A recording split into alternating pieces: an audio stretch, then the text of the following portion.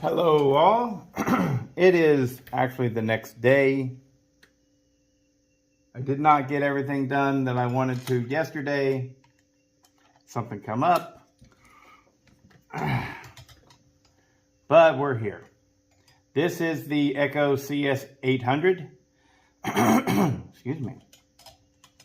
And I have just finished porting it. I'm going to show you my work. I like showing you all my work because you know what that does? It's that tells y'all how I do things. And if you like it and want to try it, then there you go.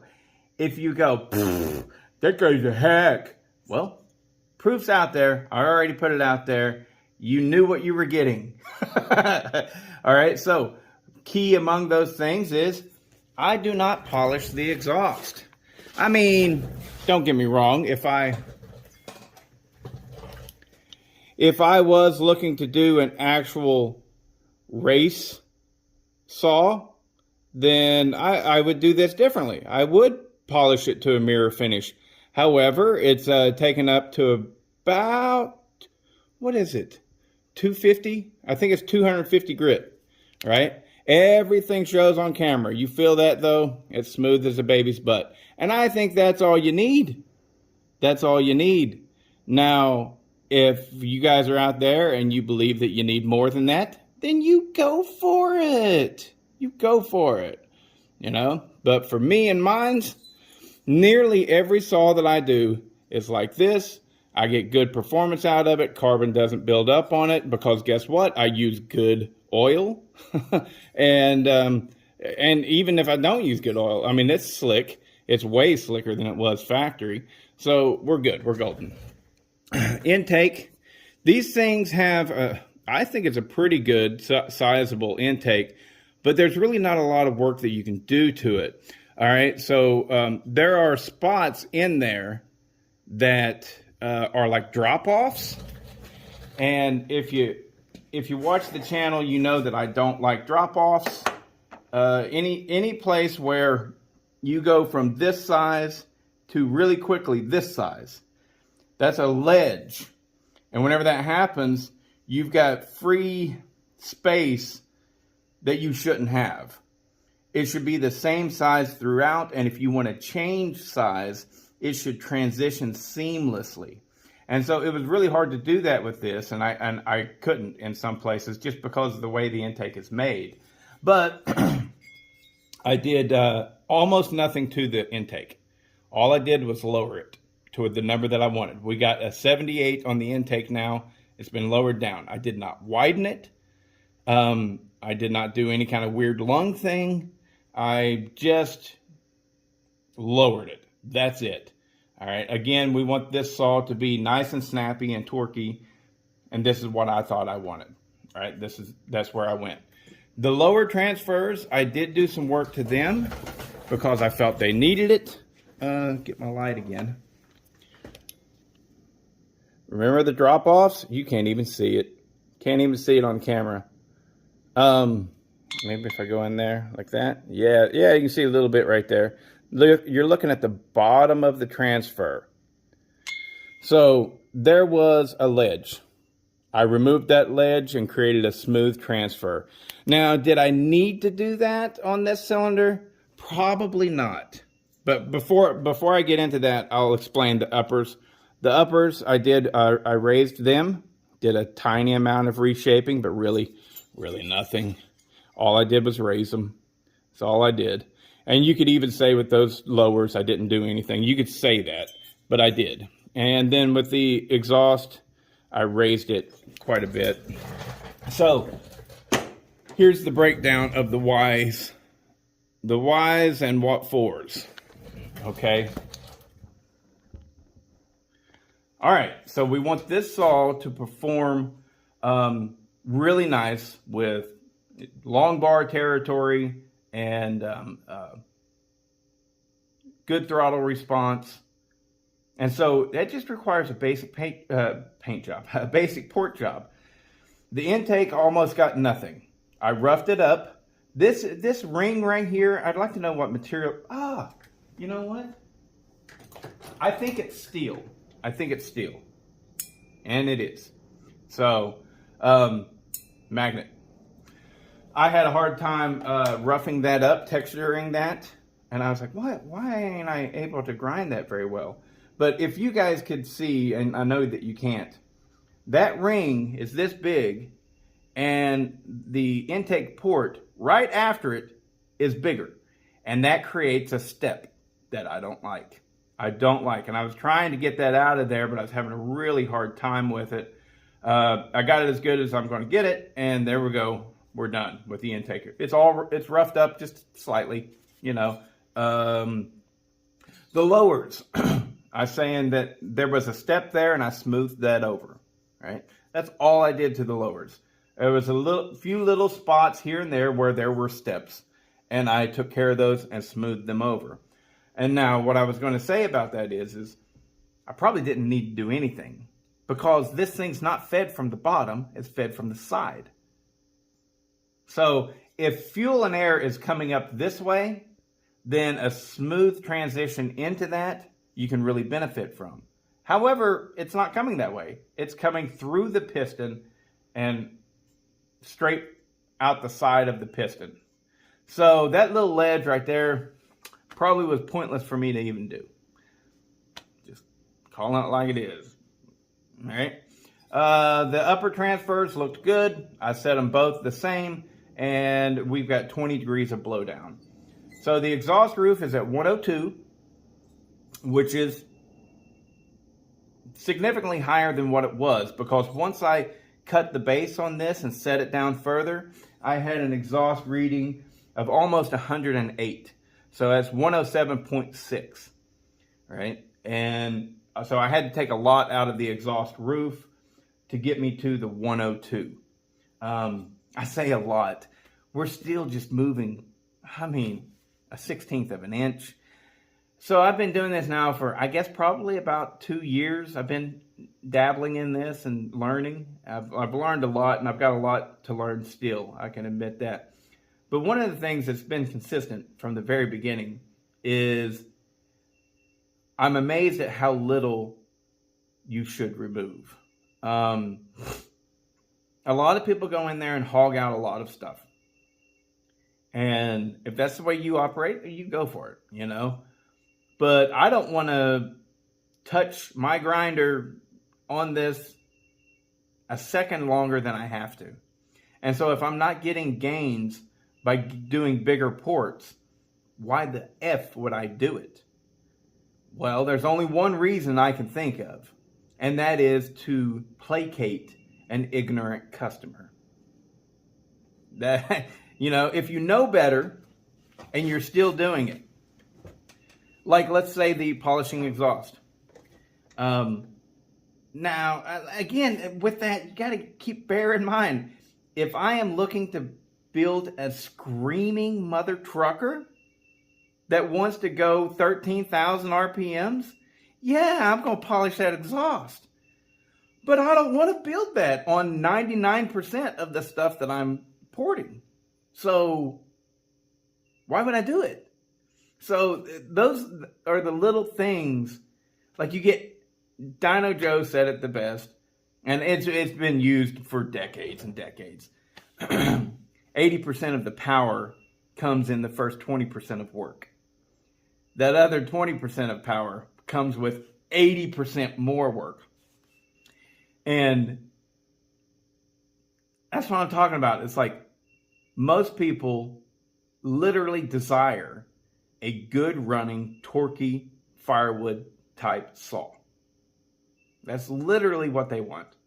And whenever you do things like polishing the exhaust, all you're doing is placating them so that they can go, oh yeah, look at that, isn't that just shiny? Because you're not getting anything more by polishing that exhaust. To get to that screaming level to where you need a polished exhaust, you need to be doing other things too, like a larger carburetor, possibly.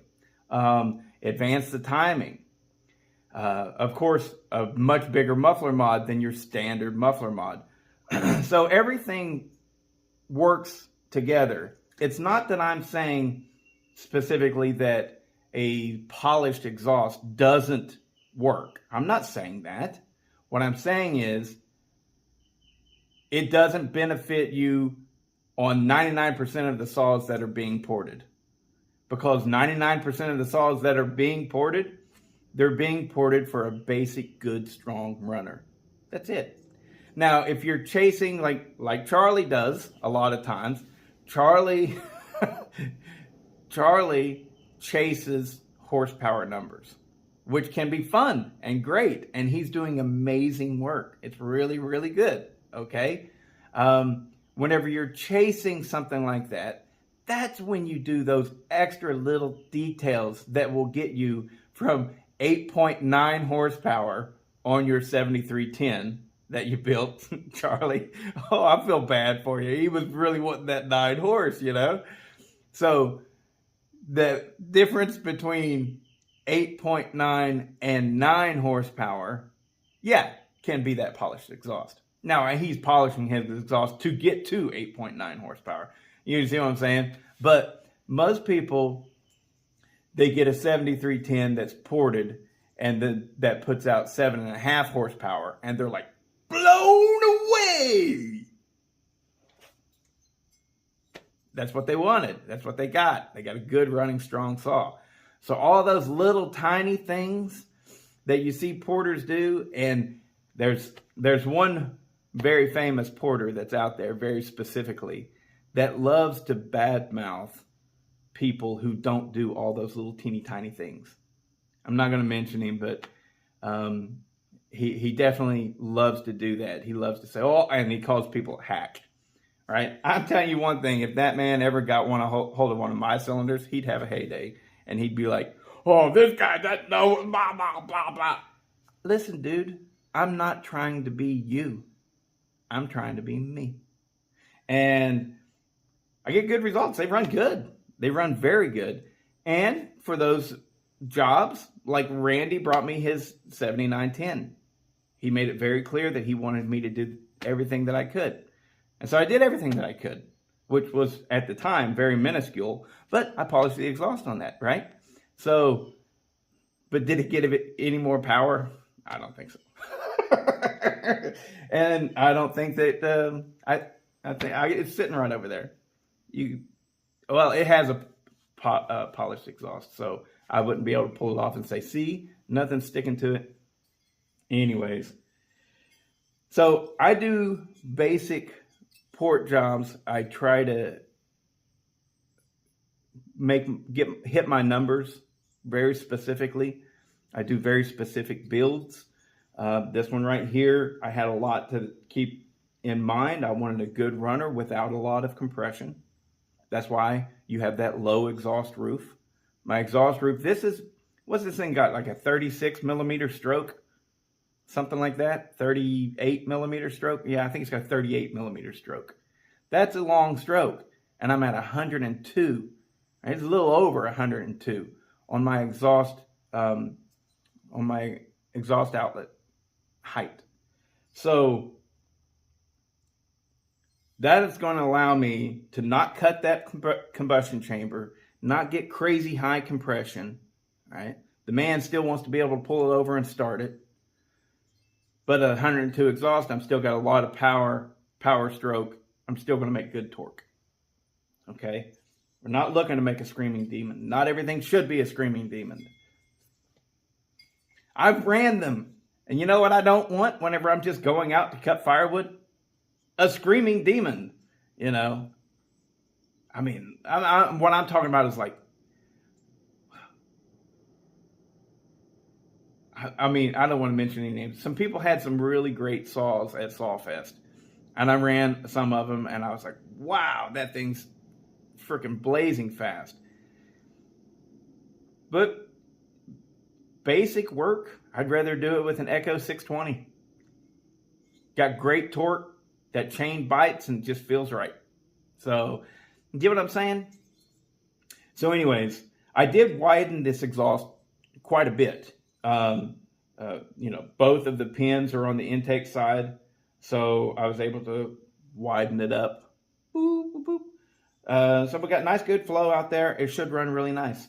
But the really shitty thing is these echoes, we all know they take a long time to break in. And so whenever I do the test on this, I'm not even going to run probably an eighth of a tank through it, and then, I'll make sure it runs and idles right, doesn't load up, things like that. I'll put it through a few heat cycles, but break in, that's on you, Mark. And 10 gas tanks later, we'll see what this thing actually runs like, because it's got a brand new Echo OEM piston and cylinder and rings, and so yeah, it's going to take a long time to actually break in.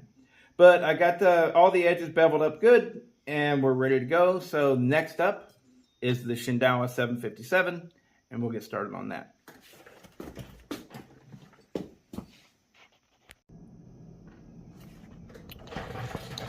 Another thing, right?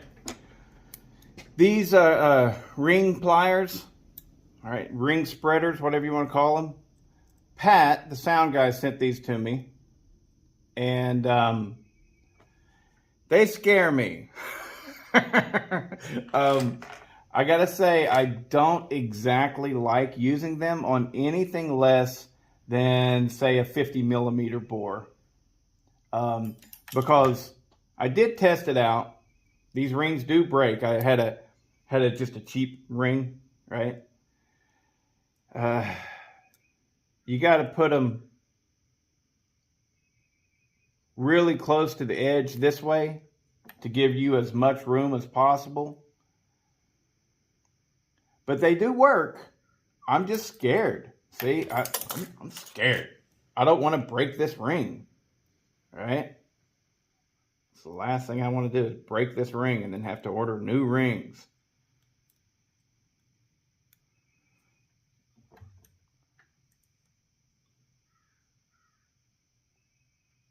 So I definitely would not recommend them on smaller pistons.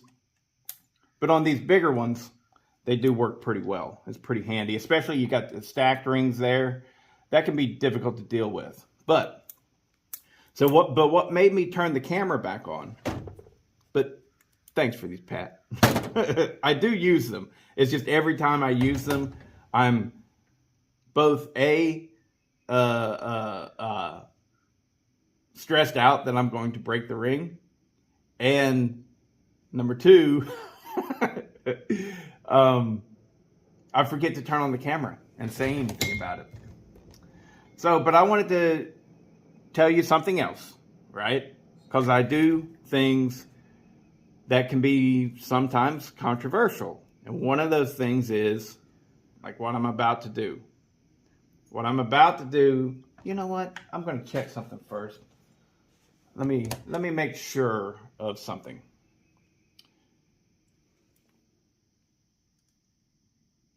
What I'm doing right now is I am measuring, come on.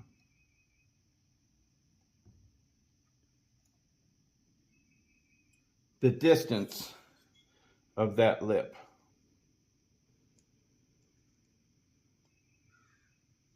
Ooh, buddy. Ooh, buddy. That's close.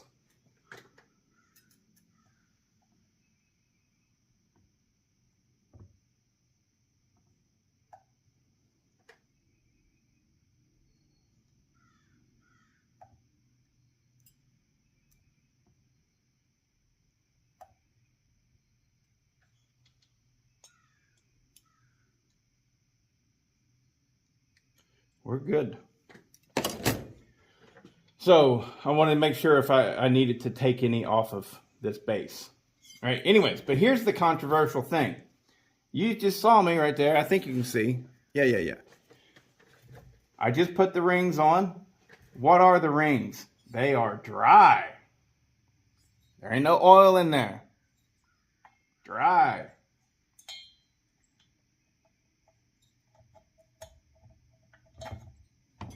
So 9 times out of 10,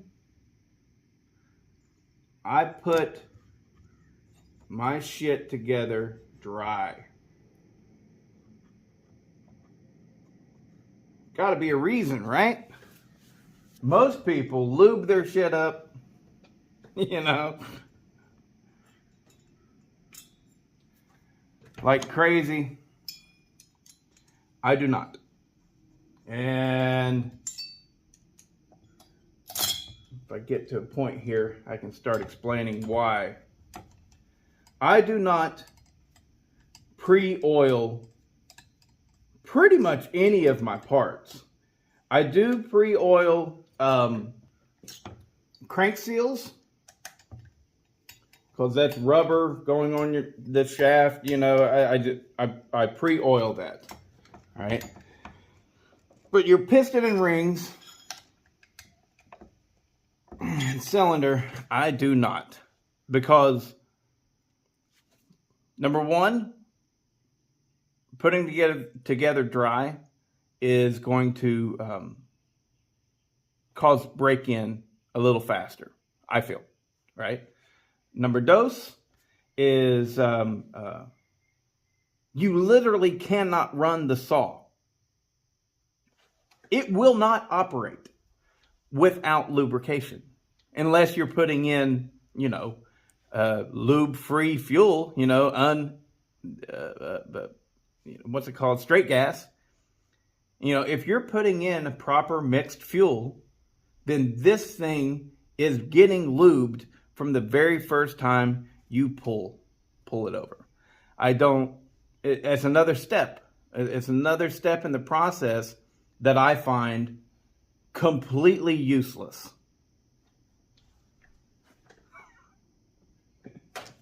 Oh, Bodie does things different. And anybody's free to disagree with me. Only thing I ask is that you don't be a jackass. Like a lot of people can't help but disagree in a way that is demeaning. And it's like, well, why you got to do that? You know? But anyways, yeah, that's the way I do it. I put it together dry. Like I said, nearly every single thing that I have ever built, except for 4-strokes. 4-strokes, you got to put a lot of oil in the oil ring. You've got to make sure that's full, right? The hydraulic lifters, you let them sit in oil overnight so that you get all the air and bubbles out of those lifters and the oil gets in. You know, some things need to be lubed. I totally understand that. But on a 2-stroke, I don't lube a damn thing. I put it together, fire it up, run that bitch. All right. Another thing I don't believe in is that you've got to warm up your saw any more than 15, 20 seconds, you know. These are air cooled. And it's all aluminum. Every part in there is aluminum. So you're not going to get any cold seizures unless possibly if you're in a really cold environment, possibly. And you'd have to fire it up and immediately go hammering at it in some big crazy wood. You know, the heat dissipation on one of these things, it spreads very, very, very good. The thermal conductivity of aluminum is excellent. That's why we use it. That and it's lightweight, you know. So whenever you get piston seizure due to cold, you know, they call it cold seizure. Right? Whenever you get that, it's because you've got an aluminum piston inside there and you have an iron ring. An iron cylinder, iron ring, all that stuff. The aluminum will swell faster than the iron heats up. And that's why with iron block stuff and liquid cooled, just liquid cooled in general, you need to have proper warm up time before you go full tilt. Aluminum on aluminum, no. So, but that's my opinion. And if you think otherwise, think it. It's cool. You know, I'm not going to go to your channel and whenever you say something like that, call you an idiot. You know, I'm just like, I don't think that way. Anyways, hope you liked it.